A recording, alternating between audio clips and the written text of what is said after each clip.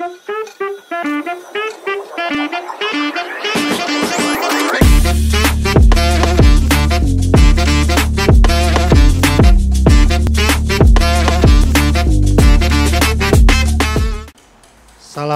warahmatullahi wabarakatuh. Berjumpa pagi dengan YouTube Al-Fusha. Kali ini akan membahas saya akan membahas tentang masalah sholat jamak. Sholat jamak itu merupakan sholat yang bisa digabungkan, yang tentunya dua sholat dijadikan satu, itu namanya sholat jamak.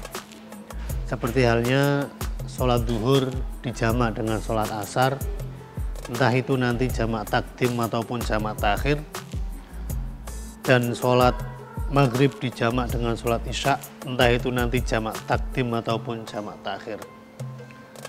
Pada awal mula ketentuan seseorang itu boleh melakukan sholat jamak ketika orang tersebut melakukan bepergian ketika sudah mencapai masafatul qasri atau 80 km.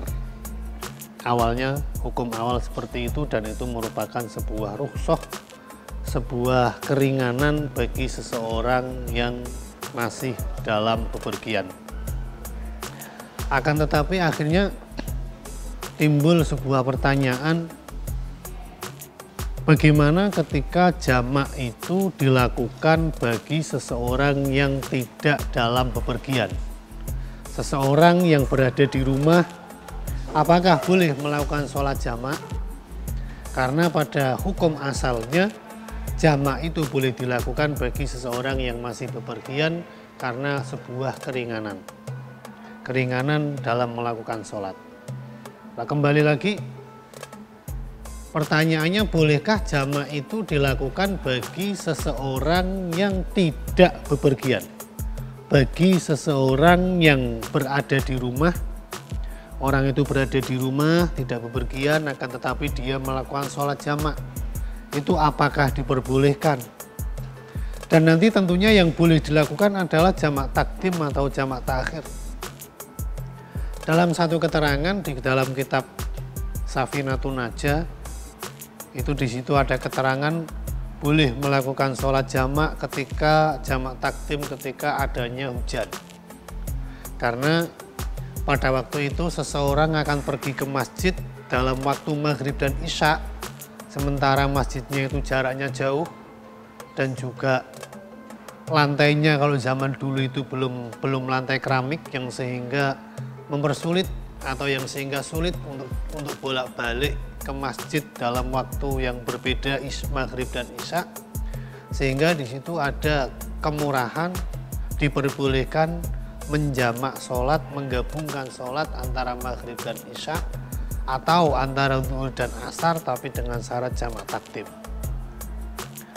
Nah, sekarang pertanyaannya, kalau tidak ada hujan, kalau tidak sakit, pokoknya orang itu di rumah, tiba-tiba dia ingin jamak, atau contoh lain ketika orang itu masih ada acara hajatan atau acara pernikahan, yang kira-kira ketika orang itu nanti tidak melakukan sholat jamak, sholat yang kedua akan mudah tertinggal, atau sholat yang kedua akan tidak dilakukan.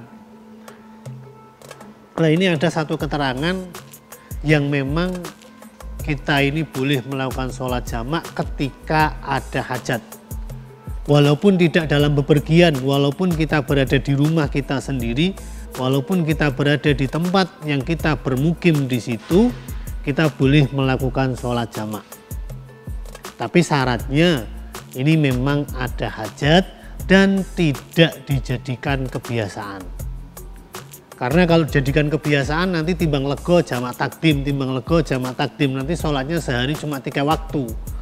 Zuhur dijamak dengan asar di takdim, setelah itu nanti maghrib dijamak takdim dengan isya dalam 1 waktu lagi, kemudian subuh dilakukan. Jadi sholatnya sehari semalam 3 waktu.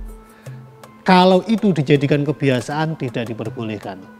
Tapi kalau itu karena ada hajat seperti halnya mantenan atau nikahan, atau ada satu hajat tertentu yang kira-kira nanti diri kita capek, kita sudah nanti sholatnya rawan tertinggal, kita boleh melakukan sholat jamak.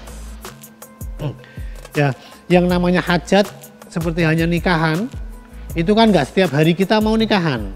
Nikahan itu ya seumur hidup sekali, yang sehingga ketika kita melakukan sholat jamak karena ada hajat, itu diperbolehkan walaupun tidak dalam keadaan bepergian. Ini dalam satu kitab namanya kitab Bughyatul Mustarsyidin. Ini di dalam bab sholat jamak.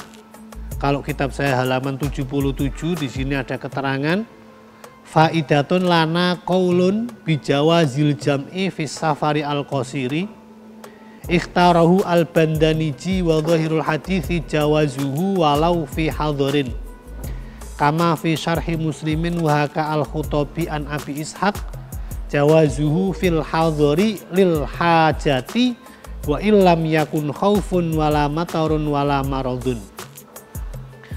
Dalam kitab ini diterangkan diperbolehkan melakukan sholat jamak walaupun di dalam bepergian yang tidak mencapai masafatul qasri atau fisafaril qasir, bepergian dari Al-Fusha ke Pasar Kedungmuni, ini boleh melakukan sholat jamak.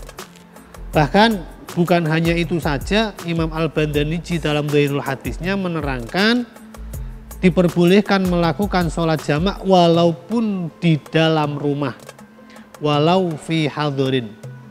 Seperti halnya yang diceritakan oleh Imam Al-Khuttabi dari Imam Abi Ishaq, itu diperbolehkan melakukan sholat jamak di dalam rumah karena ada suatu hajat, walaupun tidak ada ketakutan, walaupun tidak ada hujan, walaupun tidak dalam keadaan sakit, itu melakukan sholat jamak hukumnya diperbolehkan. Kalau contoh real yang ada di dalam Al-Fusha, biasanya ketika ada haflah, biasanya ketika ada acara-acara besar, semua santri-santri diajak melakukan sholat jamak takdim. Yang di sini tidak ada hajat hujan, semuanya juga tidak dalam keadaan sakit, semuanya tidak dalam keadaan ketakutan, semuanya mukim di Al-Fusha, mereka melakukan sholat jamak takdim. Dengan tujuan apa? Jikalau santri-santri ini tidak diajak melakukan sholat jamak takdim, rawan setelah acara sholat isya ditinggalkan karena capek atau karena lupa. Nah, ini ada satu hajat, ada satu kebutuhan, yaitu hajatnya itu apa? Rawan capek, rawan lupa. Ini suatu hajat yang sehingga nanti rawan anak itu tidak melakukan sholat, akhirnya diadakan sholat jamak takdim. Tapi sekali lagi, ini jangan dijadikan suatu kebiasaan.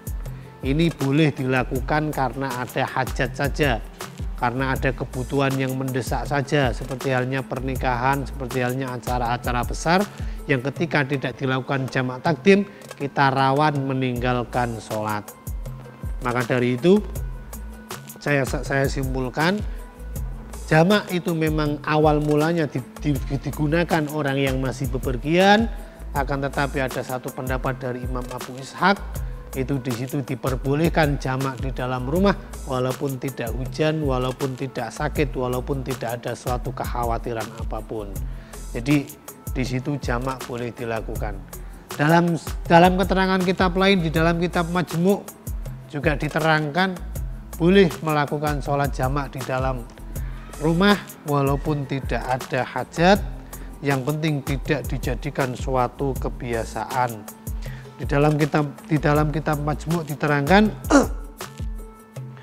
di dalam kitab Majmu' ini diterangkan bahwasanya wajawazau Ibnu Sirin. Kalau di dalam kitab Majmu' menurut Imam Ibnu Sirin itu diperbolehkan lihajatin, tapi dengan catatan au ma lam yattakhidhu adatan, selama tidak dijadikan suatu kebiasaan maka diperbolehkan. Mungkin itu saja yang bisa saya sampaikan, agar supaya ketika kita melihat fenomena suatu hal yang menurut kita itu jarang kita lihat, kemudian jangan buru-buru menganggap perkara itu salah, karena memang ada satu ulama dalam satu keterangan kitab Bughyatul Mustarsyidin ada, dalam kitab Majmu'nya juga ada, sekali lagi boleh melakukan jamak walaupun tidak dalam bepergian selama itu tidak dijadikan kebiasaan. Sekian dari saya, kurang lebihnya mohon maaf. Assalamualaikum warahmatullahi wabarakatuh.